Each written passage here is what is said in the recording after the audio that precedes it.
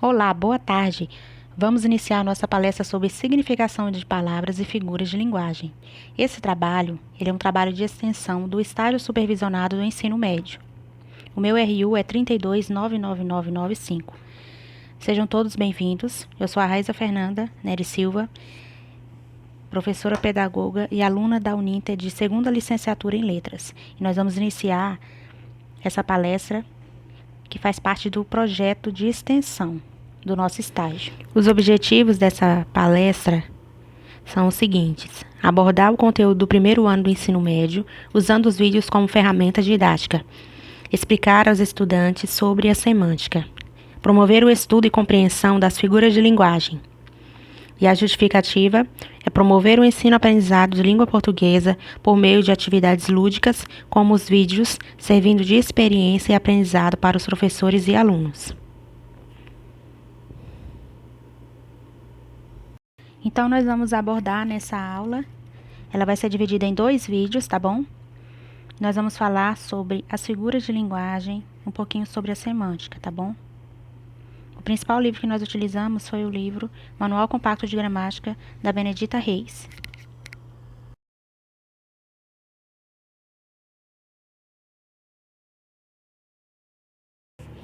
Vamos iniciar então o nosso estudo sobre a semântica. A semântica é a parte que estuda o significado das palavras e dos textos, através do tempo e do espaço. Dispomos de muitos vocábulos para exprimir nossas ideias. No entanto, nenhum falante conhece todas as palavras da língua. Isso ocorre porque o léxico está em constante transformação. Então, conhecer o significado das palavras é um dos fatores essenciais para o domínio da língua.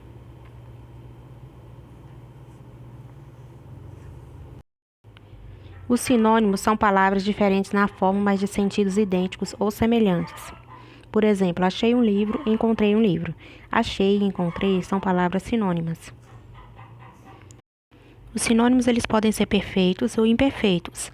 Os sinônimos perfeitos são palavras que compartilham significados idênticos. Por exemplo, morrer e falecer, após e depois.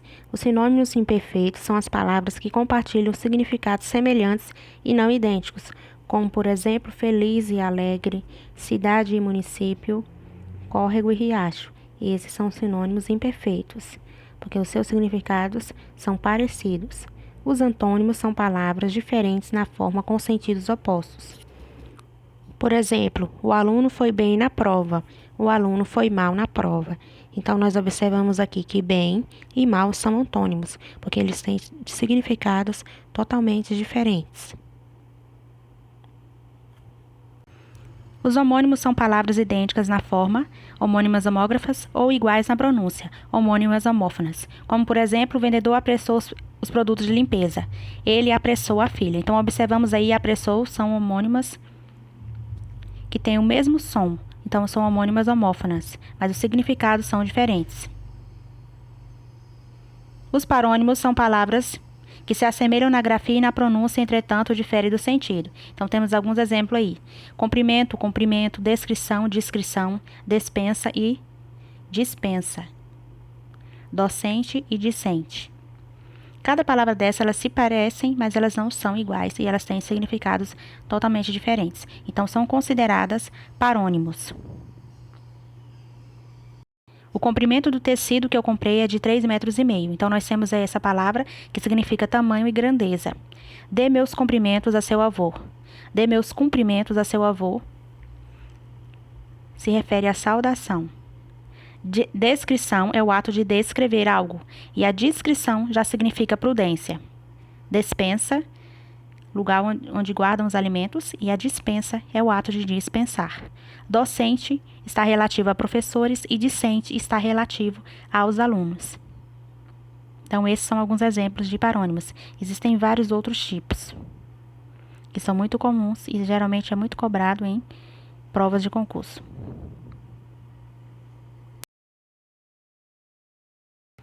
A polissemia, nós temos aqui como exemplo o ponto. Coloque ponto final nessa história. Dormiu no ponto de ônibus. O bife passou do ponto. Observamos aqui a palavra destacada ponto. Ela é uma palavra polissêmica, porque ela tem múltiplos significados. Os hipônimos e os hiperônimos. Os hipônimos são as palavras de sentido específico, enquanto que a hiperônima é mais genérica. Temos aí maçã e morango é o hipônimo de fruta, vermelho e verde, hipônimo de cor, brócolis e couve-flor é hipônimo de verdura, flores e árvores é hipônimo de flora. Gripe e pneumonia é hipônimo de doença.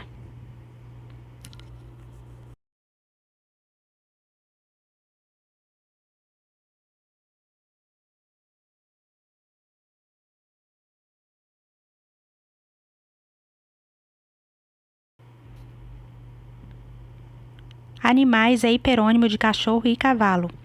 Legume é hiperônimo de batata e cenoura. Galáxia é hiperônimo de estrela e planetas.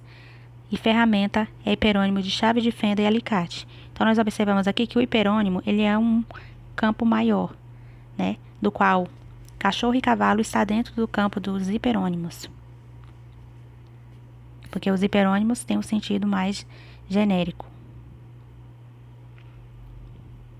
O sentido real e o sentido figurado.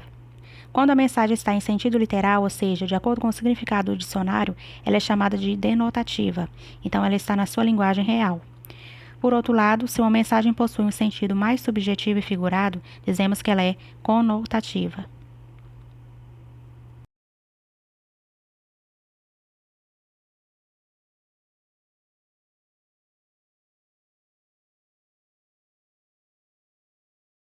O sentido real, ele não abre margem para outras interpretações. Muitos gêneros textuais utilizam a linguagem denotativa, por exemplo, notícias e reportagens, bulas de remédio, manuais de instruções e textos científicos, que são os sentidos reais. Já o sentido figurado, ele é muito comum em textos literários, poemas, crônicas, novelas, mensagens publicitárias, charges de tirinhas, história em quadrinhos. Aqui nós temos como exemplo essa tirinha aí, da qual está explícita, né, o sentido figurado.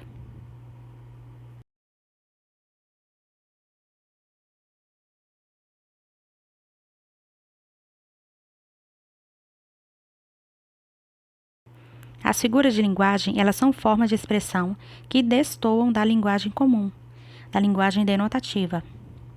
Vamos estudar então a aliteração e a assonância. A aliteração é quando ocorre a repetição de fonemas consonantais, ou seja, de consoantes. Nós observamos aí, nesse provérbio popular, a repetição da letra S. A assonância já é a repetição das vogais. Observamos aí a mágica presença das estrelas. Nós encontramos a assonância com a letra A. A anástrofe e a inversão.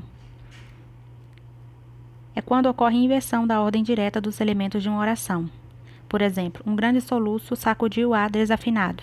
Na ordem direta, esse poema da Clarice Lispector, essa frase, seria assim: um grande soluço desafinado sacudiu o ar. Então, aqui nós observamos, né, que existe a anástrofe.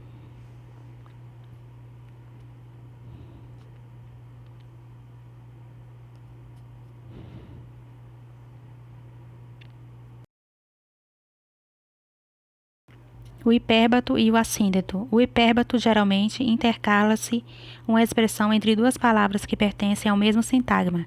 Exemplo: da tarde morta murmurar se cala. E o assíndeto é a supressão de conectivo, de conjunção. Respiramos fundo, demos-nos as mãos, subimos no barco, enfrentamos o rio, a correnteza, o medo. Então, observamos aqui que tem a vírgula, mas não existem as conjunções que ligam as orações. Existem vários verbos aqui, mas eles não estão conectados por meio de conjunções. A gradação, também chamada de clímax, é a sequência de palavras que se intensificam ou se tornam mais fracas. Exemplo: o dia estava bonito, muito belo, verdadeiramente exuberante. Observamos aqui que as palavras foram aumentando, né, se intensificando. Esse fenômeno é chamado de gradação.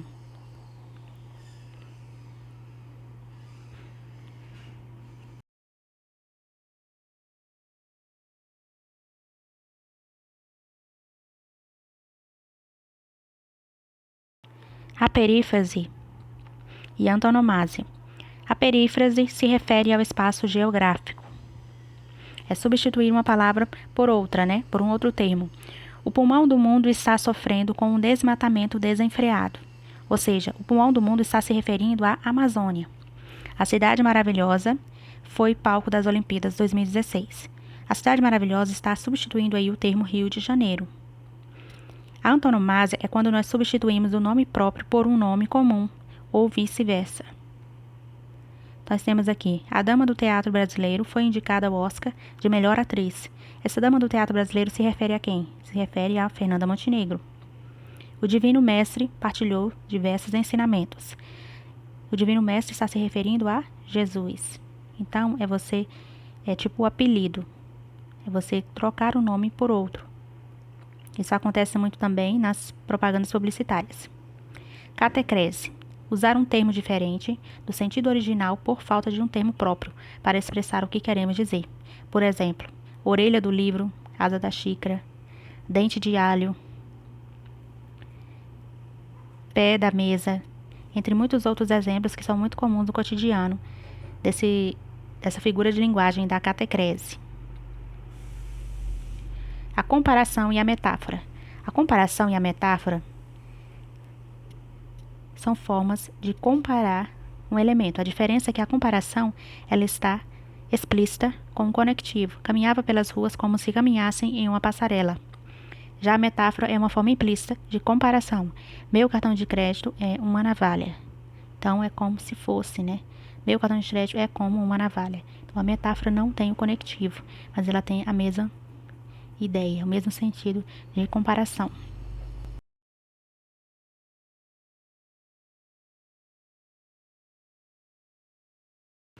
A metonímia.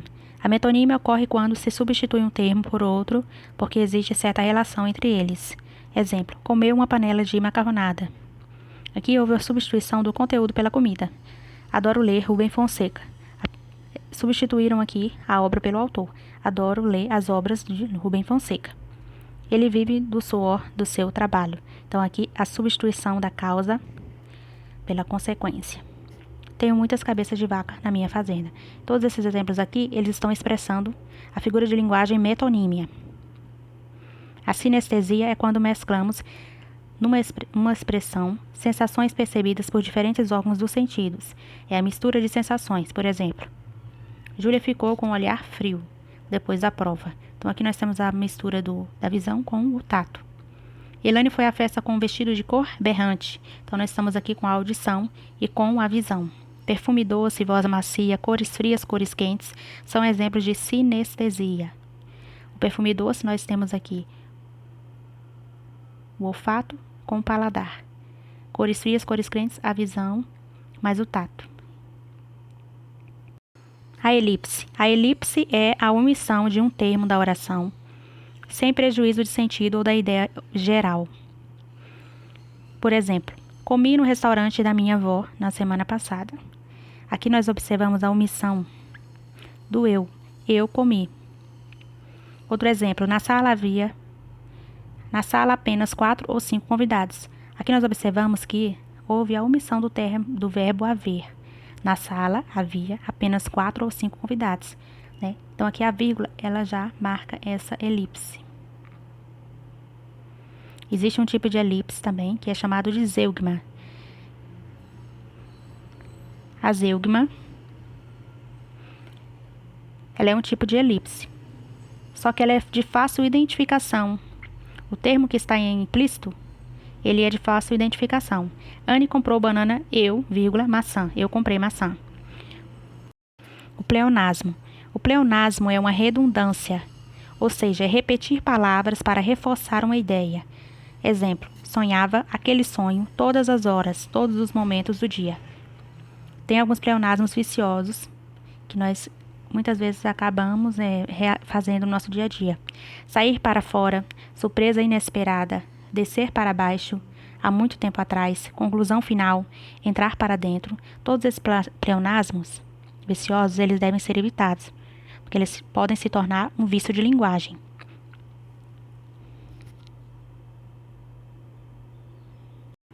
Nós vamos dar uma pausa na nossa aula e nós vamos iniciar no próximo vídeo a continuação dessa palestra de significação de palavras e figuras de linguagem.